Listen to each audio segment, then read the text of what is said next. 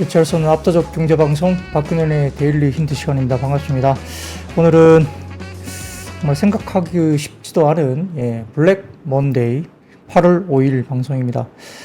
방송 들으면서 왜 이렇게 마스크 끼고 하느냐 물어보신 분이 많은데요. 제가 주말 사이에 얼굴에 뭘 좀 뺀다고 뭘 해가지고 얼굴에 딱정이가 있어서 좀 보기 싫을 것 같아가지고 이게 들었습니다. 마스크 근형님, 복면가왕도 아니고, 그렇죠. 뭐 코로나이기 때문에 유행인가 예방하나 이게 아니고요. 지난주에 목이 좀 안 좋았던 것은 거의 다 나았습니다. 듣기 어떠세요? 목은 제가 거의 다 나았거든요. 근데 얼굴에 약간 저게 딱정이가 있어서 조금 이렇게 웃을 일이 아닌데 오늘 진짜 죄송합니다. 이게 맞습니다. 박혜원님 피부과 다녀왔어요. 시술을 또 받은 건 아니고 지난번에 이렇게 10번 이렇게 끊어놓은 그 회차가 있어가지고 마지막 회차 뭘로 할까 하다가 원장님께서 그냥 남은 색소 부분 좀 빼라 그러셔가지고 주말에 그냥 했는데 오늘 장이 이렇게 안 좋아져서 더더욱이나 이렇게 얼굴이 좀 흉하게 나오는 것이 별로 이렇게 썩 좋아하실 것 같지 않아가지고 예전에는 딱정이가 있어도 이렇게 마스크 벗고 했는데 오늘은 이번 주까지는 조금은 마스크를 쓰고 하면 좋겠습니다. 그래서 다음 주 되면은 깨끗한 피부 보실 수 있을 거예요. 반갑습니다. 오늘 평소보다 많이 들어오셨어요. 시장이 너무 많이 이렇게 빠지다 보니까 전체적으로 많은 관심을 가지시고 왜 이렇게 빠졌나 싶어서 이렇게 많이 들어오신 것 같은데 그래서 오늘 같은 경우에는 섹터 이야기도 물론 10개 정도의 섹터 이야기는 있지만 사실은 제가 섹터 이야기 해봤자 별로 귀에 안 들어오실 거예요. 그래서 앞단에 전체 매크로 관련된 이슈 관련해서 오늘 각 증권사마다 어떤 이야기들이 있었는지 또 매크로 지표 관련된 이슈를 조금 더 말씀드리는 게 좀 더 낫지 않을까 싶습니다. 하야니아님 마스크 안 쓰셔도 되는데요. 감사합니다만 그래도 다른 분들도 좀 이렇게 불편해 하실 수 있으니까 일단은 이번 주까지만 좀 말씀드리고 낙타님 피부과 관련주가 뭐 있나 하시는데 피부과는 지금 많죠. 원택이라든지 클래시스라든지 그런 종목도 많잖아요. 올리지오라든지 등등 많습니다. 비올 같은 종목도 있죠. 근데 최근에는 약간 좀 그런 주식들이 사기가 좀 그래요. 지금 M&A가 일단 되고 난 다음에 제일 마지막 제이스메칼 일단 M&A 되고 난 다음에 아주 매력적으로 보이는 주식이 아직은 저는 별로 안 보입니다. 그래서 그런 부분들로 좀 저희가 고민하고 있는 상황이고요. 해바라기님, 자기 관리하는 모습 참 좋습니다. 말씀드리는데, 일단 그런 녹두리보다는 시장이 궁금하실 거기 때문에 일단 시장 먼저 이야기를 먼저 드리겠습니다. 자, 코스피는 64.89포인트 하락 출발 보였습니다. 일본 니케이 지수가 오전에 장중 7% 넘게 하락하면서 지난 1월 말 이후에 최저치를 기록했었고요. 주말에 버크셔 해스웨이가 애플의 주식 비중을 50% 줄였다라는 소식도 상당히 악재로 진행이 됐습니다. 그래서 시간 외로 애플이 6% 넘게 하락을 했고요. 그 다음에 이와 관련된 종목군들도 큰 폭으로 오전에 하락을 보였습니다. 더 나아가서 엔비디아의 블랙웰 설계 결함으로 생산이 일부 지연될 수도 있다라는 소식이 외신이 나왔죠. 여기에 따라서 엔비디아가 시간 외로 급락을 했습니다. 이런 부분들 때문에 $100도 깨지는 모습을 시간에서 오늘 보여줬죠. 이런 것들이 역시 전체적으로 시장에서는 굉장히 어렵게 진행이 됐고요. 결국 시장은 주말에 나온 여러 악재성 재료를 반영하면서 국내 증시가 급락하고 일본 증시도 급락하는 모습을 보였습니다. 미국 주식시장은 비농가 취업자 지수 하락과 실업률 상승 그리고 AI 이익 우려에 겹치면서 대폭 하락했는데 제가 지난 금요일날 방송 때 그날 밤에 나오는 것 중에 실업률을 꼭 보셔라 이 이야기를 제가 금요일날 그때 방송 때 꼭 말씀드렸었어요. 이 실업률이 4.1%를 넘어서게 되면 이 변수가 있을 수 있다. 그것보다 좀 잘 나오면 다행이고 그 변수가 상당히 좀 어려워질 수 있다. 그 변수가 아주 중요하다 말씀드렸는데 역시 이 실업률 문제가 나온 겁니다. 역시 실업률이 4.3%로 21년 10월 이후 최대치까지 올라왔죠. 그래서 제조업 지수에 이어서 고용보고서도 경기 침체 우려를 야기했고요. 특히 말하는 샴의 법칙이라고 해서 역시 이 부분도 좀 이따 말씀드리겠지만 이 부분이 또 이야기가 언급이 되면서 위험자산 선호 심리가 위축됐습니다. 엎친 데 덮친 격으로 엔비디아 블랙월 결함이 난 양산 연기 루머 그리고 미국의 법무부의 반독점법 위반 조사 착수 소식도 엔비디아의 악재로 나타내면서 시간으로 급락했고 전체적으로 S&P 500이나 나스닥 100 이쪽도 마찬가지로 선물 흐름이 별로 안 좋죠. 자, 그래서 10시 40분 정도에 7월 차이신 서비스업 PMI 서프라이즈가 발표됐습니다. 자, 표를 하나 띄워주시면, 네, 10시 40분 7월 중국의 차이신 서비스업 PMI인데요. 이게 서프라이즈가 나왔습니다. 전월치와 시장 예상 모두 상회하는 수준이고요. 순수 서비스업 19개월 연속 확장이 유지되면서, 그래서 오늘 중국 주식은 상대적으로 굉장히 강했습니다. 그래서 이런 것들이 상당히 좀 좋은 모습 보였는데요. PD님 좀 띄워주십시오. 차이나 차이신 서비스, 예, 이겁니다. 그래서 예상치가 51.4, 그리고 그전 지표가 51.2였는데 52.1로 나왔죠. 그래서 오늘 중국 시장은 상당히 양호했다 볼 수 있습니다. 코스피는 외국인 자금이 대거 이탈하면서 대형주 낙폭이 확대됐는데요. 수급적으로 봐서는 외국인 현선물 대규모 순매도가 장중에 나왔습니다. 오전 기준 외국인들은 현물 8,500억 그리고 선물을 9,500계약 약 1조 가까운 순매도를 오전 기준으로도 나타냈죠. 위험자산 선호 축소에 코스피가 52주 신저가 종목이 아주 대거 발생했고요. 헬스케어 2차전지 밸류체인 오전까지는 2차전지는 그래도 오전까지는 강했어요. 근데 오후 들면서 2차전지도 무너지는 모습을 보였습니다. 미국의 반도체 AI 이익 우려 지속되면서 엔비디아까지 투심이 악화가 됐고요. 삼성전자 하이닉스 거의 10%대 가까운 낙폭을 기록했습니다. 그리고 일본 토픽스 대만 가권 지수 역시 장중에 굉장히 급락을 한 모습을 보였고요. 특히 이제 지금 보면은 한국, 일본, 대만 이렇게 주가들이 많이 빠졌습니다. 호주라든지 그다음에 인도네시아, 그다음에 중국 이런 쪽은 상대적으로 좀 덜 빠졌고요. 중국은 오히려 오른 모습도 보였죠. 자, 그리고 코스닥은 공포 심리가 이어지면서 개인 매도세 출혈됐는데 이 거래일 연속 4% 이상 하락했습니다. 오늘 거의 11% 넘게 빠졌죠, 지수는. 투자 심리 위축의 전업종 하락세를 보였고요. 역시 2차 전지 지수는 여러 가지 방어 굉장히 선방을 했지만 막판에 오후 2시를 넘어서면서 코스닥 코스피가 시장 서킷 브레이크가 발동됐습니다. 이거를 만에 글로벌 금융시장이 미국 경기 침체 공포로 젖어들면서 이 과정에서 단기 매크로 리스크 인덱스가 코로나19 이후에 처음으로 1을 기록했고요.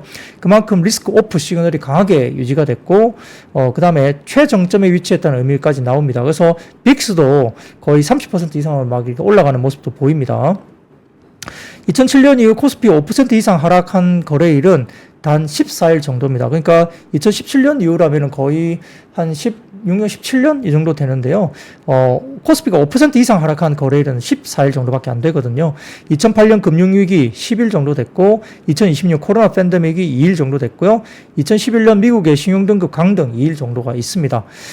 근데 코스피 업종별로는 전업종 약세였고 의료정밀, 전기전자, 기계화학, 운수장비 순으로 약세였고요. 코스닥은 장초반, 에코프로, BM 등 2차전지 소재주 선방을 했지만 하락세 장 막판에 동조를 하면서 같이 낙폭이 확대됐습니다. 기계장비, 섬유, 의류, 운송장비, 부품 등 약세였고요. 오전 기준, 그런데 이제 좀 특이한 것은 오전 기준 1조 원 가까이 선물 순매도하던 외국인들이 장 마감 이후에 다시 되감으면서 거의 한 4시, 5시 정도 때 보니까 외국인들이 선물 9,200억대, 9,200억 이상 순매수 전환 마감을 했습니다. 막판에 외국인들이 감아 올린 거죠. 거의 2조 가까이 장 막판에 외국인들이 선물을 감아 올렸습니다.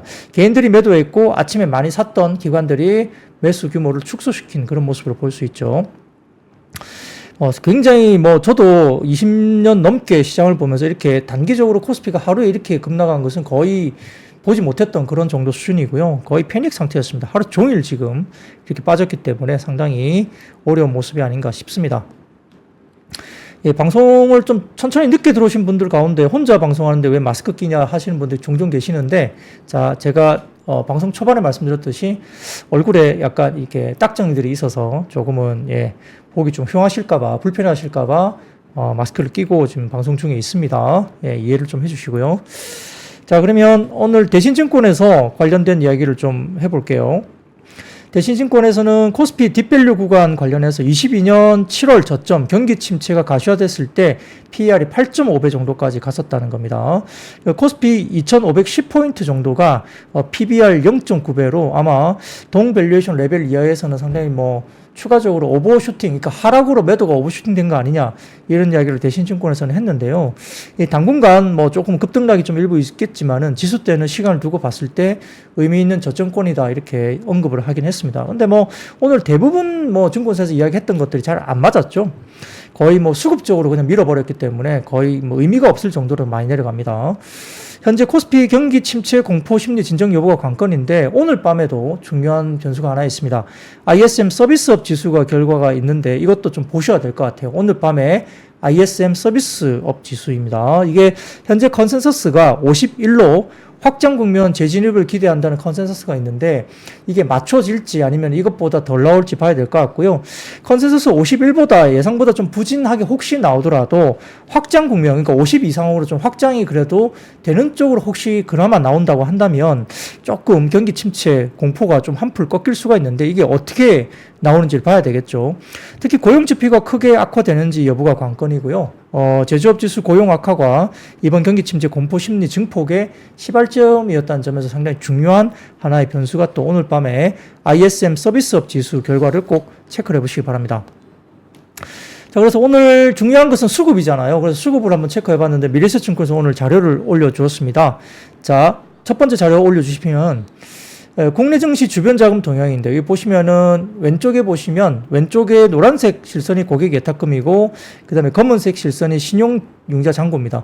신용융자 잔고가 최근에 23년 후반대에 상당히 많이 올랐었죠. 신용융자가 거의 60조 원 정도 됐는데 조금 꺾이긴 했습니다만 이 신용융자 잔고가 꽤 많이 올라왔습니다. 23년 연말에 한 45조 원대 정도까지 빠졌었는데 지금 60조 원에서 조금 밀려서 50조 원대 중후반 정도까지 와 있고요. 여전히 신용융자 잔고가 꽤 높은 형성이 돼 있죠. 오른쪽 보시면은 국내 증시 미수금 잔고 추이인데 이게 중요합니다. 미수금 잔고. 미수금을 신용융자를 쓰시면 되는데 미수금을 쓰시면 3일 내에 털어야 되잖아요. 그러니까 미수금 잔고가 엄청나게 치솟았죠. 이게 좀 문제가 될 것 같아요. 단기 미수금이 엄청나게 올라왔습니다. 자, 그래서 그 다음 표를 보여드리면 국내 신용융자 잔고 금액 1,000억 이상 기업 리스트인데요. 자, 이겁니다. 뭐, 물론, 삼성전자나 이렇게 거래소 대형주들은 뭐, 기관 외국인들의 수급이 들어오면, 뭐, 개인들 뭐, 신용융자 잔고 금액에 따라서 크게 변수가 없긴 하지만, 그래도 중소형주보다는 적긴 하지만, 그래도 신용융자 잔고 금액이 큰 순서대로 일단, 24개 정도가 융자잔고 큰 순서로 나와 있는데 혹시 이 가운데 약간 뭐 변동성이 크다든지 상대적으로 좀 중소형주에 해당하는 종목이라든지 완전 대형주가 아닌 경우에는 조금은 어려워질 수 있다. 이것도 봐야 되겠죠. 자, 그래서 미래에셋증권에는 이야기가 뭐냐면 7월 중순에 20조 원을 상회했던 신용융자 잔고가 전체적으로 이후에 증시 약세 영향으로 19조 4천억 정도 수준까지 감소했는데 그러나 연초 이후에 약 12% 정도 증가한 수치까지 신용융자가 올라와 있었다는 거죠. 문제는 초단기 융자 거래인 미수거래, 아까 말씀드렸던 오른쪽에 보여드렸던 미수거래가 CFD 사태 이후에 좀처럼 줄어들지 않고 있고 현재 9,200억 정도 수준까지 올라와서 2022년부터 23년 4월 평균 그때 당시까지는 평균적으로 미수 잔고가 하루에 2천억 정도였습니다. 근데 현재 미수금 잔고가 9,200억까지 올라와서 결국은 최대 5배 정도로 미수금이 올라왔다는 거죠. 그러니까 신용융자는 담보 비율이 있어서 담보 비율만 지켜지면 좀 버틸 수 있는데 미수금은 3일 만에 해결해야 되니까 이게 단기적으로 시장이 이렇게 빠지게 되면 미수금을 참지 못하는 거죠. 그래서 이렇게 미수금 관련해서 최근에 급등세 보였기 때문에 아마 수급적인 발작이 좀 일어난 것이 아니냐 이런 이야기를 할 수 있습니다. 지난 8월 2일 종가 기준 신용융자 잔고 금액은 1,000억 이상 상장사 관련된 24개 기업을 아까 좀 더 보여드렸죠. 이런 것들도 한번 참고를 해보시면서 일단 뭐 좀 조심을 리스크를 좀 분산을 하시라, 리스크 관리 좀 하시라 말씀을 좀 드리겠습니다. 자, 그러면 그 다음 매크로 지표 이야기 좀 드릴게요. 자, 그 다음 매크로 지표는 이겁니다. 자, 경기 침체 관련해서 미래에셋증권에서 이야기하는데요. 지난주에 ISM 제조업 지수가 큰 폭으로 급락했는데 경제 활동, 경제 성장의 선행 역할을 한다는 점에서 시장 참여자들이 경기 침체 우려를 나타냈다. 결국은 이제 실업률 관련해서인데요. 7월에 비농업 고용자 수가 11만 4천 건 증가에 그쳤고 실업률은 4.3%를 넘어가자 샤메 법칙에 따라 경기 침체가 임박했다고 봤다는 겁니다. 자, 그 다음 표를 하나 보여주세요. 샤메 법칙의 경기 침체 인디케이터인데 이게 직전 대비 0.5%가 증가하게 되면 이게 경기 침체로 들어간다면 이런 말을 하는 거거든요. 그런 이야기를 이제 나타낸 겁니다. 여기에 자세히 보시면 회색으로 되어 있는 음영 부분이 나와 있습니다. 세로축으로 회색으로 음영 부분. 그러니까 파란색의 샤메 룰에 따라서 0.5%를 넘겨선 실업률이 넘어가는 구간에 있어서 자세히 보시면은 이렇게 회색 음영으로 된 부분이 있는데 이때가 이게 경기 침체가 있었던 거죠. 근데 고용이 급속하게 위축되는 경향을 보일 가능성은 아직은 크지 않다라고 미래에셋증권에서는 코멘트를 하고 있는데, 자, 채용 공고가 818만 개를 기록하는데 여전히 높은 수준을 계속 채용 공고를 하고 있다는 겁니다. 고용 보고서를 통해 알 수 있듯이 미국의 고용 인구는 1억 6,840만 명으로 사상 최고를 기록했는데, 역시 이게 채용 공고가 818만 개를 기록하면서 굉장히 높은 수준인데 왜 실업률이 높아졌냐? 고용 인구가 지금 굉장히 많이 늘었는데 그게 이제 이민자들이 대거 투입되면서 고용 인구가 많이 늘게 된 거예요. 그래서 사상 최고를 기록했고, 연속 실업수당 청구 건수가 188만 건을 기록하고 있는데 이게 1.1% 정도만이 실업수당을 받고 있음을 보여준다는 겁니다. 그러니까 아직 고용시장이 경기 침체로 가는 고용시장이 맞느냐는 이야기를 하는 겁니다. 급여 노동자도 1억 5,870만 명을 기록하고 있어 사상 최고치를 경신 중에 있기 때문에 이걸 가지고 경기 침체로 보기엔 좀 다소 과하다는 거죠. 그래서 경기 침체를 반영하면서 금융시장의 변동성 확대는 다소 좀 과한 모습을 볼 수 있고, 경기 침체는 고용시장의 지속적인 위축이 진행될 경우에 발생하기 때문인데, 물론 이제 데일리 샌프란시스코 연은 총재에 이어서 파월 연준의장 또한 물가도 중요하지만 이제는 고용 둔화 위험에 대해서 상당히 주목을 하겠다. 그래서 FOMC에서 이중 책무, 물가와 고용 두 개를 보겠다고 이야기를 했습니다.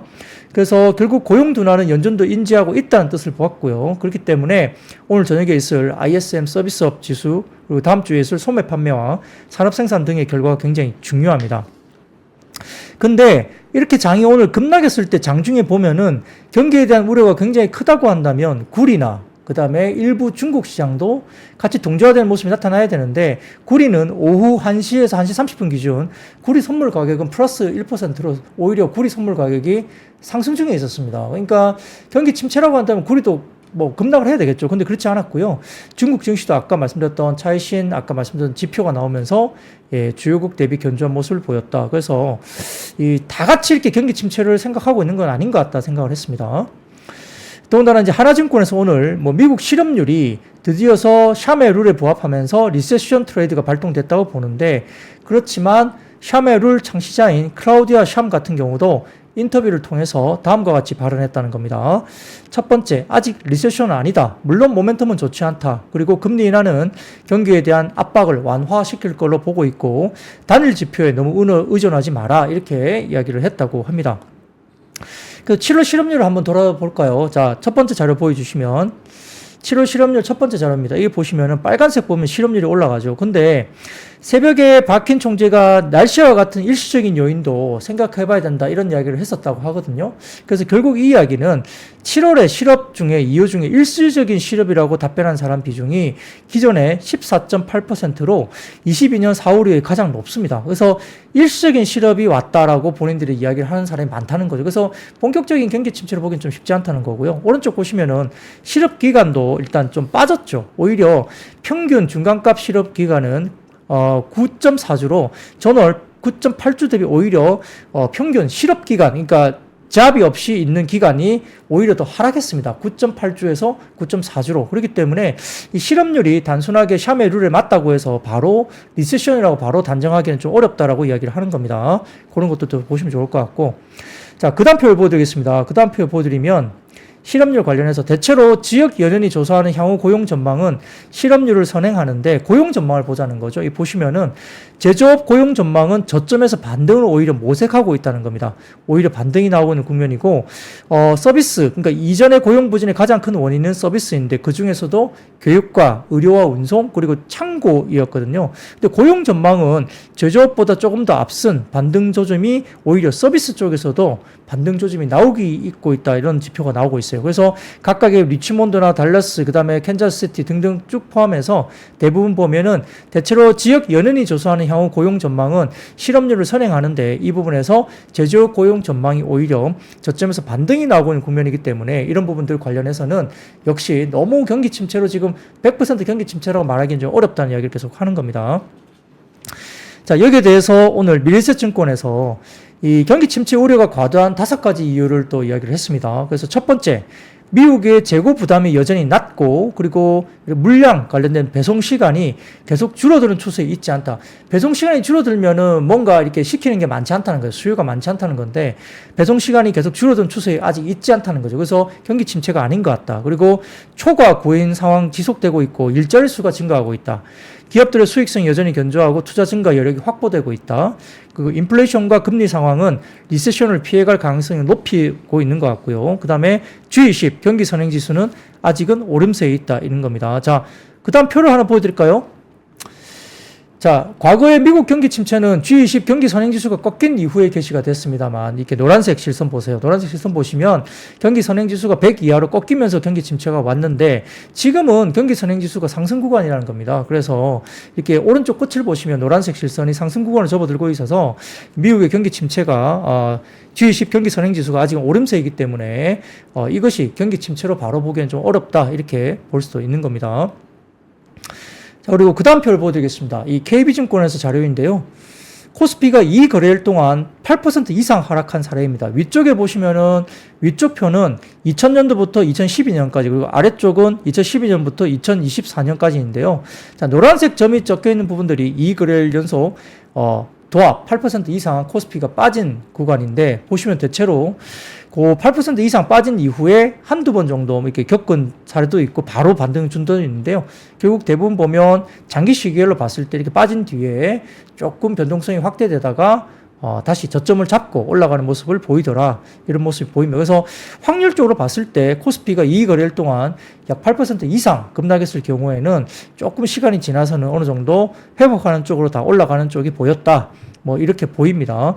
2020년 코로나 시점에도 보면은 이렇게 빠졌다가 바로 그냥 V자로 날아갔죠. 근데 뭐 지금은 이렇게 나올 수는 없겠지만은 아무튼 전체적으로 봤을 때 코스피가 이렇게 급락하는 경우에는 대부분 회복력을 좀 어느 정도 보이더라 이렇게 볼 수 있습니다.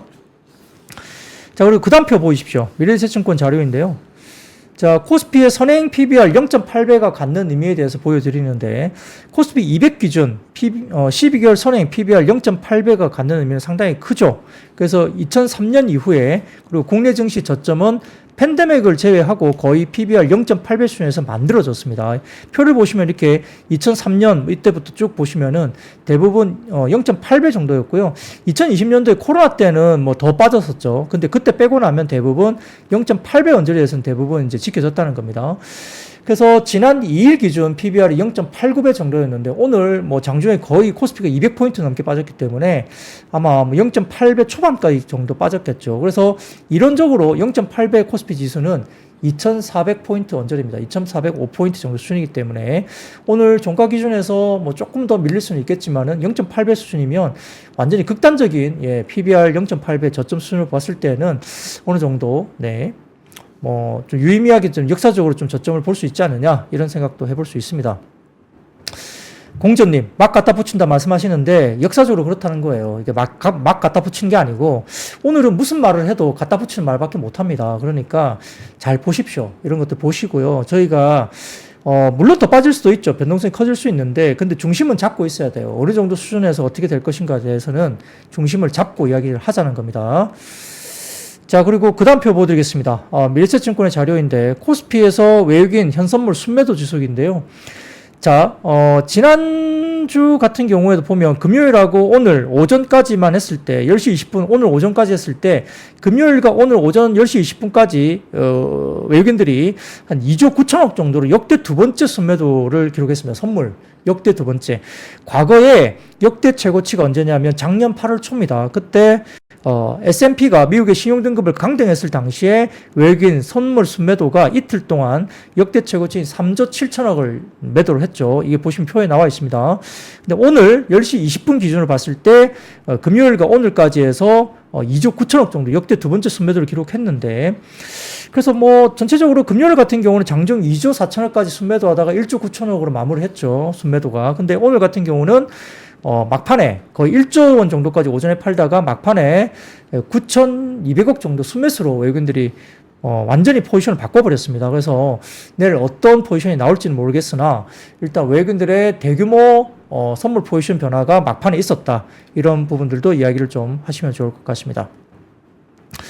자, 그리고 그 다음 표 보여드리겠습니다. 신영증권 자료인데요. 자, 보시면은 이게 V코스피입니다. 자, 시장 급락 관련된 신영증권 자료인데 V코스피 변동성 지수이니 뭐 참고를 좀 하시라 이렇게 신영증권에서 이야기를 냈고요. 2020년 3월에 코로나 발발 당시에 이후에 최고치인 46까지 V코스피가 치솟았다는 겁니다. 자, 오늘 코스피는 뭐 거의 8.77% 급락을 했는데 2020년 3월 19일 코로나 발발 당시 8.39% 하락한 이후에 최대 폭의 하락이고요. 이 정도 하락은 펀더멘털 측면에서는 예를 들어서 뭐 지정학적 리스크, 전쟁이 났거나 뭐 중국의 대만 침공, 뭐 북한의 도발, 뭐 이런 것 직접적으로 있거나 아니면 중국의 부동산 위기 등이 아니면 거의 나타나기 힘든 수준까지 빠졌다고 신영증권에서 이야기했습니다. 근데 원달러 환율은 1373원 정도로 예상보다 양호한 범위를 유지하고 있고요. 중국의 CSI 300 지수는 차이신 서비스업 지수가 전월 대비 상승하면서 1% 하락에 그치는 등 사실은 직접적인 하락 요인으로 보기 어려운 측면도 있습니다. 따라서 예를 들어 엔캐리 트레이드 청산에 따른 뭐 기기적 매도 그리고 수급적인 교란이 오늘 시장에 급락을 초래한 원인이었을 가능성이 높다고 판단되는데, 자, 엔달러 환율은 162엔을 고점으로 지금 장중 142엔까지 하락했고요. 약 13% 가까운 조정이 발생했습니다. 지난주 금요일 날 제가 메리츠 증권 자료 이야기하면서 엔캐리 관련된 이야기에서 엔달러 환율이 2차 지지가 한 140엔 정도 된다. 그리고 그때 당시에 144엔인가요? 146엔 정도가 1차 지지로 이야기했는데 오늘 장중에 142엔까지 하락을 했죠. 그러니까 뭐 조금 더 가더라도 140엔 정도라면은 어느 정도 변동성이 한 8분 능선 이상 왔다는 겁니다. 그래서 공교롭게도 코스피의 이틀간 낙폭과 정확하게 지금 엔달러 환율이 162엔 고점으로 13% 정도 142엔까지 하락하면서 조정이 나왔는데 이는 코스피의 이틀간 낙폭과 거의 일치합니다. 그렇기 때문에 이 N 흐름에 따라서 이 엔달러 환율이 140엔 아니면 142엔에서 반등을 주는지 이것도 상당히 중요한 부분으로 볼 수 있겠습니다. 특히 이제 AI 캐펙스 둔화 영향이 노출된 SK 하이닉스와 삼성전자가 거의 뭐 10% 가까운 낙폭이 컸다는 것은 사실은 보면은 AI 캐펙스 둔화에는 오히려 하이닉스가 더 많이 노출되어 있습니다. 삼성전자보다. 왜냐하면 삼성전자는 엔비디아에 지금 계약을 본격적으로 한 게 아니기 때문에 그런데 하이닉스보다 삼성전자가 더 많이 빠졌거든요. 그러니까 결국은 이것은 인덱스 자체를 매도하는 수급이 오늘 주력이었다. 그러니까 AI 캐펙스 우려 때문에 판 게 아니라 오히려 인덱스를 팔았다고 볼 수 있는 거죠. 자, 그나마 다행인 것은 아까 말씀드린 대로 외국인 투자자들이 K200 선물을 장중 12,000계약 이상 순매도했지만 장 막판에 순매수로 전환하면서 만계약 순매수로 완전히 턴을 해서 완전히 포지션을 바꿔서 맞췄다는 겁니다. 기계적인 프로그램 매도가 8분 능선에 좀 와 있는 것이 아니냐 이런 가능성이 좀 있어 보인다. 신영증권 이야기를 했고요. 단기적으로 엔달러 환율 저점이 주식시장 1차 바닥을 결정하는 변곡점이 될 수 있기 때문에 FX 마켓 엔달러 환율을 면밀하게 관찰할 필요가 있고 지난 금요일 말씀드린 것처럼 메리츠 증권에서 2차 엔달러 지지선은 140엔 뭐 1차 지지선은 깨졌습니다. 그래서 2차 지지선 140엔 정도가 지지가 될 것인지 한번 봐야 될 것 같습니다. 아울러서 일본 증시가 3일간 20% 폭락하면서 BOJ의 금리 인상이 대외적으로 정책 실패로 인식될 가능성이 있다고도 언급을 하면서 이에 BOJ와 금융청에서 스무딩 발언이 나올 가능성도 있다. 그래서 2000년 8월에도 일본 BOJ가 0.25% 금리 인상을 한 뒤에 시장이 폭락하니까 그때 당시에 다시 금리를 0%로 아주 또 다시 급박하게 금리를 인하한 전례도 있기 때문에 일본의 어떤 뭐 포지션, 어떤 뭐 발언 이런 것들도 나올 가능성이 좀 있지 않느냐 이런 이야기를 한 것 같습니다. 그래서 아까 오늘 K200 변동지수인 V코스피가 장중 46까지 급등하면서 2020년 3월 코로나 발 당시 V코스피 80 정도까지 올라갔었는데 그때 이후로 최고치까지 올라갔고요. 그래서 현 지수대에서 단기적인 패닉 매도에 너무 치우치지 말아야 함을 지금 말해주고 있는 시장이 아니냐. 기술적인 지표들은 그러하다라고 이야기를 하고 있습니다. 자, 뭐, 장 초반부터 또, 이 방송 초반부터 이 매크로 지표를 많이 말씀드린 이유는 이 좀 많이 빠질 때 기준을 좀 갖고 가자는 거고요. 이게 뭐 맞을 수도 있고 틀릴 수도 있습니다만 시장 전체적으로 각 증권사마다 이야기하는 지표들이 이제 두루두루 많은데 어떤 쪽은 뭐 2,400은 봐야 된다. 어떤 쪽은 뭐 2,520이면 다 왔다. 등등 말이 많았어요. 근데 대부분 오늘은 뭐 수급적인 이슈 때문에 그런 것들이 거의 다 뭐 잘 맞춰지지 않았죠. 그래서 그런 것들보다는 그래도 딥밸류 정상적으로 과거 역사적으로 어느 정도에서 바닥을 줬느냐. 그리고 과연 오늘 정도 빠진 이 지표가 뭐 PBR 0.8배 거의 언저리까지 온 지표가 과거 지금 현재 어떤 상황에 비춰봤을 때 과거에 0.8에서 아주 급한 아주 급하게 이렇게 빠졌던 팬데믹 이후 빼고 2022년 3월 빼고 그때 이후로 0.8배 정도였으면 아주 무슨 일이 생겼어도 거의 바닥이었거든요. 그러니까 지금 그 정도 어떤 문제가 생긴 거냐 이걸 좀 고민해 본다면 아마 수급적인 이슈들 빼고는 어느 정도 조금은 자제할 필요가 있다. 그래서 조금은 리스크 관리도 필요하겠지만은 아주 패닉 셀링을 여기서 동참해가지고 막 다 때리 붙는다거나 이것은 좀 만만하지 않을 수도 있고 다만 이제 아까 말씀드렸던 제일 처음에 말씀드렸던 부분 있죠. 수급입니다. 신용융자 부분 그리고 아까 미수잔고가 이미 평균적으로 한 2천억 정도 유지되던 미수잔고가 지금 9,200억까지 한 5배 정도 올랐다 했죠. 미수잔고가 3일 정도 내에 이제 해결을 해야 되는 그런 잔고이기 때문에 아마 그런 것들이 좀 이렇게 쏟아진 거 아니냐 그런 생각도 해보죠. 신용잔고도 꽤 올라 있습니다. 한 20조에서 한 19조 원대 초반 정도까지 조금 빠지긴 했지만 좀 꽤 올라 있는 자리이기 때문에 방송 초반에 매크로 지표 보여드린 신용잔고 부분도 좀 유의를 해서 장이 이렇게 강하게 올라오지 않는다면은 이 신용잔고를 좀 어느 정도 청산을 하고 가야 되지 않느냐 그런 생각도 좀 해봅니다. 오늘 많이 털렸겠죠. 상당히 많이 털렸을 거로 보입니다. 오늘 뭐 빠진 거 보면 그냥 마구잡이로 던지잖아요. 그러니까 신용잔고가 어느 정도 좀 털렸을 것 같은데 뭐 어느 정도 우리가 이제 생각할 수 있는 정도까지 털린 거냐 이거는 좀 지켜봐야 될 것 같고요. 추가적으로 그런 자료들은 또 방송을 통해서 지속적으로 말씀을 또 드려보겠습니다. 굉장히 어려우실 것 같아요. 저도 오늘 하루 종일 거의 멘붕이었어, 멘붕. 장 빠지는데 반등이 하나도 없고 이 정도 되면 거의 빠진 거 아니야 싶었는데 그리고 오늘 10시 40분에 차이신 관련된 서비스업 지수인가요? 그게 나왔었는데 그때 서프라이즈가 나와가지고 차이신 지표 서프라이즈가 나오면 좀 돌리지 않을까 생각했는데 웬걸요? 계속 빠지기 시작해서 끝까지 빠지더라고요. 그래서 거의 한 3시 넘어서 이렇게 외국인들이 약간 선물로 돌리면서 중소형주들이 약간 돌아서는 모습이 좀 보였는데 자, 그래서 빅스 지수나 아니면 V-코스피 관련된 부분에 대해서 아까 말씀드렸고요. 아까 V-코스피도 거의 2020년 3월 이후에 아마 최고치, 역사적으로 최고치까지 올랐다고 하는 거 보니까 8분 응선 정도까지는 좀 올라온 것 같다. 그래서 조금 버텨보자. 예, 이렇게 말씀을 좀 드리겠습니다. 자, 그러면 이렇게 좀 말씀을 드리고요. 자, 그러면 섹터로 간단하게 한 10분 정도 남았는데 섹터 이야기는 간단하게 좀 드리겠습니다. 지금 어떤 섹터 이야기 해봤자 별로 귀에 안 들어오실 것 같은데 일단은 오늘 이란이 이스라엘 보복 공격 임박했다는 소식 때문에 일부 관련주가 상승했는데요. 5일날이 공습을 할 거다 이런 이야기가 많이 나왔습니다. 그래서 이란과 이스라엘 관련된 보복 관련해서 이야기가 계속 나오고 있는데 이런 것들이 지금은 오스틴 미국 국방부 장관이 지난 2일날 탄도미사일 방어 역량을 갖춘 복수의 해군 순양함과 구축함을 중동과 유럽으로 추가로 배치하는 방안을 승인했다 발표하면서 긴장감이 고조됐죠. 5일이기 때문에 오늘 정도이겠죠. 그래서 오늘 내일 정도의 어떤 일이 생길지는 좀 지켜봐야 되겠습니다만 이런 것들이 결국은 미국 쪽도 갑자기 이렇게 배도 보내고 사람도 이렇게 다시 미국으로 다소 또 환송 조치하고 이런 사태가 생기면서 전반적으로 약간 분위기가 좀 안 좋아지는 모습이었어요. 근데 유가는 오히려 또 빠졌죠. 여러 가지 부분에서는 유가가 튀어오르지 못했습니다.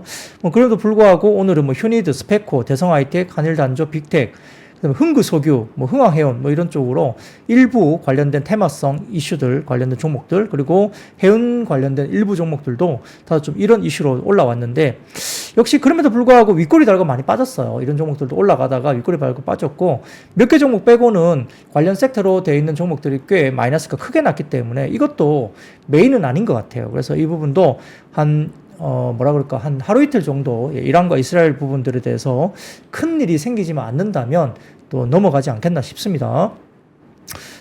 정말로 정말 전면전 생기면 진짜 큰일이겠죠. 예, 근데 큰일이 안 생기기를 바라고요. 실질적으로 가능성은 생각보다 그렇게 크지 않다 말은 나오는데 모르겠습니다. 그래서 가스전 쪽으로 공격을 할 수 있다 그런 말도 좀 나오거든요. 그래서 실제로 정말 그렇게 될지 아니면 추정 기사들이 많이 나오기 때문에 상당히 조금 확인을 좀 해야 된다. 그래서 이번 주초는 이란과 이스라엘 사이에 이런 관련된 부분들을 좀 확인하고 가자 말씀드리겠습니다.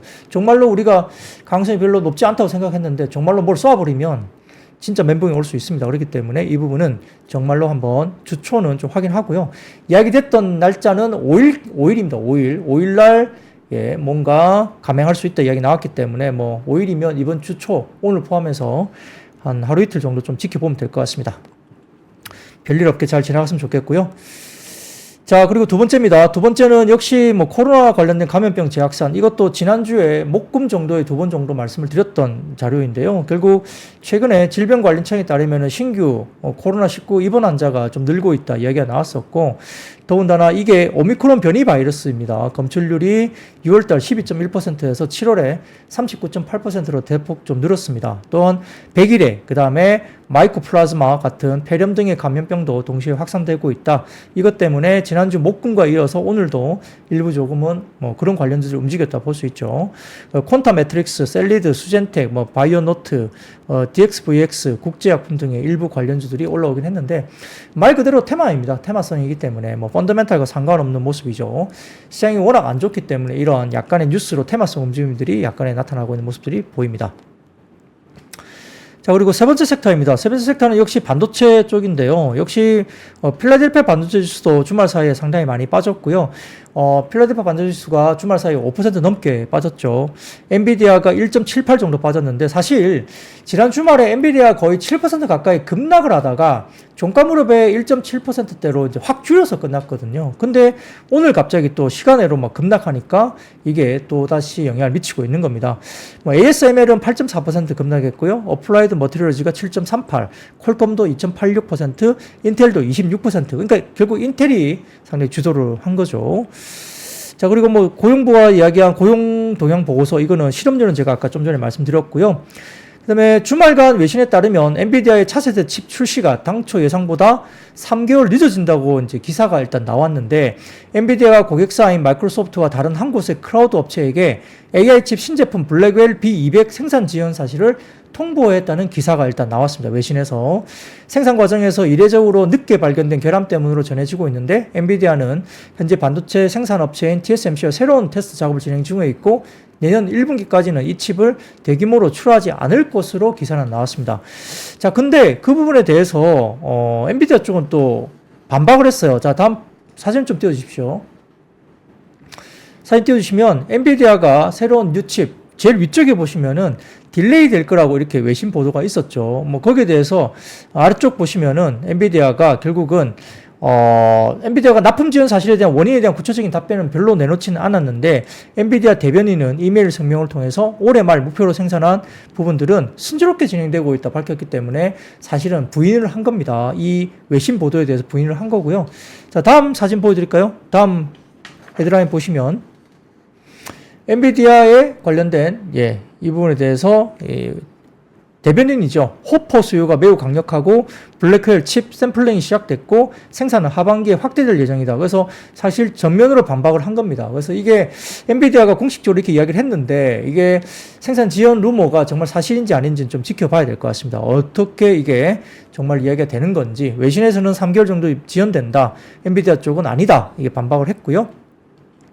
자, 그래서 그 다음 표 보여드리겠습니다. 그 다음 표 보여드리면 엔비디아의 업데이트된 스케줄 추정치입니다. 이게 보시면 세미 애널리시스 예측치인데요. 여기 보시면은 뭐 그렇게 크게 지연되는 모습을 보이진 않습니다. 위에 보시면은 블랙웰에 관련돼서 B100, B200, B200이 4분기에 나간다 이렇게 돼 있죠. 지금 샘플 제공하고 원래 B200은 4분기에 나가기로 돼 있었거든요. 그래서 이렇게 이야기되고 있는 이야기들이 크게 엔비디아의 업데이트된 스케줄 추정치를 본다면 이게 예측치가 그렇게 크게 딜레이 되고 있는 모습은 아직은 안 보입니다. 그래서 이게 반영이 된 건지 안 된 건지 모르겠지만 뭐 이런 부분들이 이야기가 되고 있고, 약간의 뭐 반독점 이야기 이슈 나오면서 약간 조사받고 있다, 뭐 그런 것들도 센티에 별로 좋지 못하죠. 뭐 그런 것들 한번 지켜볼 필요가 있겠습니다.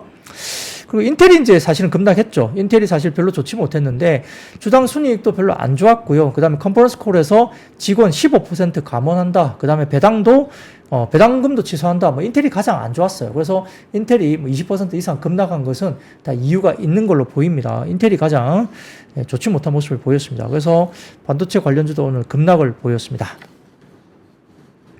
쉽지 않죠. 오늘은 뭐 종목, 업종 이야기를 아무리 해봤자 이유가 없어요. 그냥 팔았기 때문에. 뭐 좋다 나쁘다 이야기를 해봤자 별로 그렇게 그게 중요할까 싶을 정도였습니다. 자, 그러면 그 다음입니다. 오늘 조선업계 파업 리스크 부각에 조선기자재 하락했습니다. 조선과 조선기자재는 하반기에 후판 가격이 내려갈 것으로 봐서 실적이 하반기에 훨씬 더 좋을 거라고 분석이 계속 됐었는데요. 오늘은 좀 이례적으로 약간 그 본격적인 그 파업 리스크가 좀 부각이 됐어요. 장이 안 좋다 보니까 이런 것들도 부각이 됐습니다. 올해 조선 노조가 동반 파업을 예고하고 있고요. 파급 효과가 좀 크지 않을까라는 분석이 또 나오고 있습니다. 최근에 조선업 호황 때문에 노조의 입김이 세지고 있기 때문에 아마 이런 여름 투쟁이 장기화되면 여러 가지 우려가 생길 수 있죠.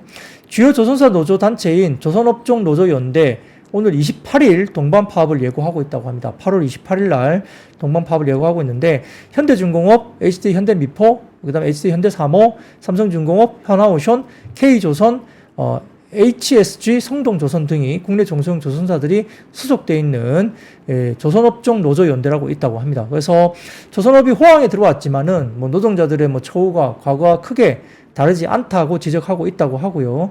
사측이 노조의 요구안에 대한 제시안을 제출하지 않고 교섭을 해태하고 있고 뭐 회사가 어렵다는 말만 되풀이하고 있다 뭐 이렇게 하면서 좀 대치를 하고 있다고 합니다. 그래서 28일 날 동반 파업을 예고하고 있기 때문에 이러한 어떤 그 파업 리스크가 부각이 또 됐다. 조선업계. 조선업계 같은 경우는 특히 이제 인력 문제, 이게 가장 컸거든요. 그러니까 사람이 너무 빠져나가서 힘들었었는데, 인력 문제가 어느 정도 해소가 되고, 일감이 굉장히 좋아지고, 후판 가격이 빠지면서 굉장히 좋아질 거다. 이야기를 굉장히 긍정적으로 많이 봤지만, 오늘 파업 리스크가 좀 부각이 됐다. 결국은 좋지 않은 상황에서 이런 것들도 부각이 되지 않을까 싶습니다. 자, 그리고 5번째입니다. 역시 금융주들도 하락을 했는데요. 역시 실업률이 예상보다 높게 나오면서 미국 시장에서도 뱅크 오브 아메리카도 4.8, 웰스파고도 6.3, JP 모건 체이스도 4.2, 시티그룹도 7% 정도, 은행주도 큰 폭의 하락세를 보였습니다.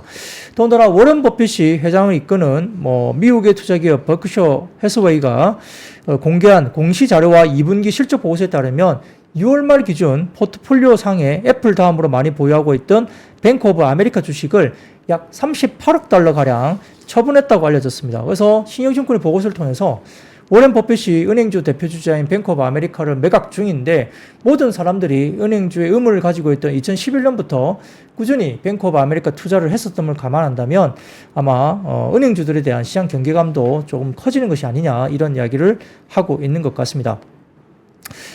또 빅스텝 9월 달에 50bp 인하해야 된다 이런 말도 나오니까 금리 인하로 접어들면 은행주에 대한 센티도 약간 최근에 주가도 많이 오른 상태에서 그런 것들도 좀 영향이 있지 않을까 생각도 드네요. 자, 그 다음입니다. 오늘 비트코인 급락을 했는데요. 가상화폐나 두나무 관련주도 하락을 했습니다. 비트코인 가격이 오늘 10시경 기준으로 7.59% 빠진 56,095달러 기록을 했고요.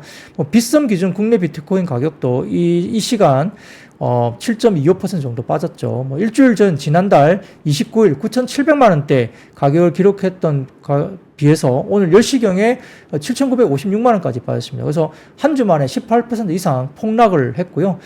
비트코인 가격이 급락하는 원인이 미국의 ETF에서 역대급 순유출했다. 그게 뭐냐면 이제 미국에서 이렇게 미국 정부가 이렇게 추징한 걷어들인 이런 것들을 이제 계좌로 옮기면서 매도할 수 있지 않느냐 이런 이야기도 많이 나왔었죠. 거기다 경기 침체 우려까지 같이 이제 분석이 되면서 비트코인도 견디지 못하고 빠졌다, 이렇게 볼 수도 있겠습니다.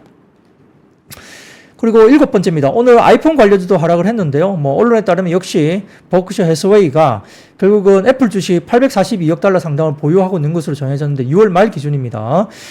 작년 말 기준으로 보유했던 애플 지분이 1,743억 달러 상당인지 고려한다면 6개월 사이에 보유 지분을 거의 절반 정도 줄였다, 이렇게 볼 수 있습니다. 그래서 지난 1분기 공시 때도 애플이 지분 약 1억 1,500만 주를 매각한 사실을 공개한 바가 있기 때문에 이렇게 이야기했던 이야기가 결국은 애플 관련해서도 절반 정도 줄였다. 그러니까 애플도 상당히 안 좋다 이야기 드렸죠. 그렇기 때문에 애플 관련주도 오늘 좀 밀렸고요. 자, 그리고 오늘 자동차 부품주도 역시 고용 관련된 불확실성 확대로 자동차 업종에 대한 우려가 확대됐습니다. 자동차 업종이 구매 형태 특성상 고용과 상관관계가 굉장히 높다고 대신증권에서 오늘 분석을 했는데요. 전체적으로 오토론 할부 통해서 구입하는 비중이 높기 때문에 미래 현금 흐름이 굉장히 중요합니다. 그래서 고용 지표가 나빠지면은 살 수 있는 미래 현금 흐름이 별로 안 좋아지겠죠. 돈의 수중에 돈이 별로 안 들어오니까 그런 것들 때문에 수요가 좀 더뎌지지 않겠느냐, 이런 것들 이야기가 되면서 역시 자동차 부품 섹터도 피해가지 못했습니다. 그래서 경기 침체에 대한 우려가 있기 때문에 자동차 수요 둔화, 업체 간 경쟁 심화 이런 것들도 이야기 나온 것 같고요. 여기에서 특히 지난번 뭐 한국과 미국 업종들이 하락세 들어줬고, 근데 이렇게 뭐 자동차 업종은 일본 업체 도요타도 엄청나게 빠졌죠. 그래서 N 강세로 접어들면서 엔화 강세로 접어들면서 일본도 도요타 등을 포함한 자동차 업종이 굉장히 급락하는 모습도 나타나고 있다라고 보입니다. 그래서 오늘 자동차 부품 업종까지 굉장히 안 좋았고요.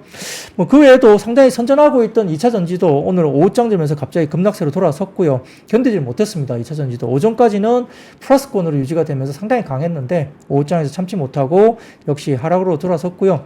그다음에 일부 이제 시장에서는 그 국내 전기차 화재 뭐 사고 이슈 때문에 예를 들어서 뭐 인천 서구 청라동 아파트 지하 주차장 전기차 화재 사고라든지 뭐 이런 것들 관련해서 이슈가 있다고 이야기를 하는데, 사실 근데 뭐 자동차 화재 사고는 뭐 전기차뿐만 아니라 내연기관차도 비슷하게 나거든요. 그렇기 때문에 꼭 이거 하나만 갖고, 이 사건 하나만 갖고 뭐 전기차 섹터 빠졌다 보기에는 좀 어렵습니다. 그래서 어쨌든 간에 센티에는 좋지 못합니다. 뭐 이렇게 장이 빠지다 보니까 뭐 화재 사고도 이렇게 두드러지게 보일 수밖에 없는데, 아까 말씀드렸듯이 뭐 전기차 포비아까지 갈 건 아니고, 다만 뭐 전기차 화재 사고도 내연기관차도 화재가 납니다. 그렇기 때문에 그게 아주 특별한 것은 뭐 물론 문제가 될 수는 있겠지만은 뭐 내연기관차는 화재가 안 나는데 전기차만 화재가 난다, 이건 아니거든요. 그렇기 때문에 뭐 이 내용을 가지고 전기차 관련된 섹터가 급락한다, 이거는 좀 아닌 것 같아요. 그것도 좀 보시면 좋을 것 같고, 그 외에 아까 말씀드렸던 철강도 중국산 저가 철강제 초과 공급 때문에 치킨 게임 우려 등이 부각되면서 철강 쪽도 역시 견디지 못했습니다. 이거 뭐 순수하게 경기 민감 업종이잖아요. 철강 화학도 다 마찬가지이기 때문에 그런 모습이 아닐까 싶습니다.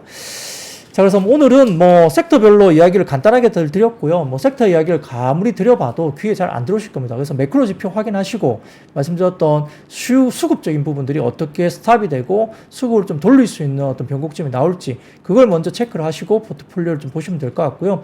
뭐 거의 다 왔다 말은 다 하지만은 수급 이슈는 아무도 모릅니다. 오늘도 뭐 2,520, 30 이 정도면 거의 바닥이다 했던 자료가 오전에 쏟아졌는데 뭐 거의 우습게 다 하락으로 뚫어냈거든요. 그렇기 때문에 상당히 어렵습니다. 수급이 투매가 나오면 저점을 정말 알 수 없고요. 그렇기 때문에 일부 지금 아까 초두에 말씀드렸던 매크로 지표들을 다시 한번 상기해 보시면서 기본적인 펀더멘탈을 다시 한번 꼭 챙겨보시고, 오늘 ISM 서비스 지표 이런 것들 좀 챙겨보시고, 좀 하락세가 멈춰질지 부분도 기본적인 개인적인 기준을 꼭 한번 만들어 주시면 좋겠습니다. 사실은 좀 많이 빠진 건 맞긴 맞아요, 심리적으로. 그런데 한 번에는 못 돌리겠죠. 이게 반대 매입도 나와야 되고 남아있는 뭐 여러 가지 미수거래 처리를 해야 되는 부분, 수급적인 부분도 있기 때문에 조금 시간이 필요할 것 같아요. 반등이 나오더라도. 그래서 그런 시간을 좀 두고, 우리가 뭐 만약에 신용이나 담보대출 뭐 아니면 미수 이런 것들이 있으시다면 조금은 이 관리를 좀 하셔야 된다. 이 정도까지는 말씀드리겠습니다.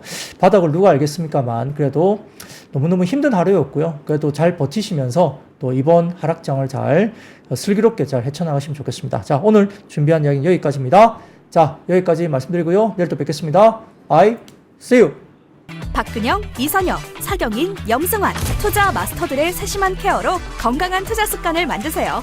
3프로 멤버십 3프로 앱에서 확인하세요.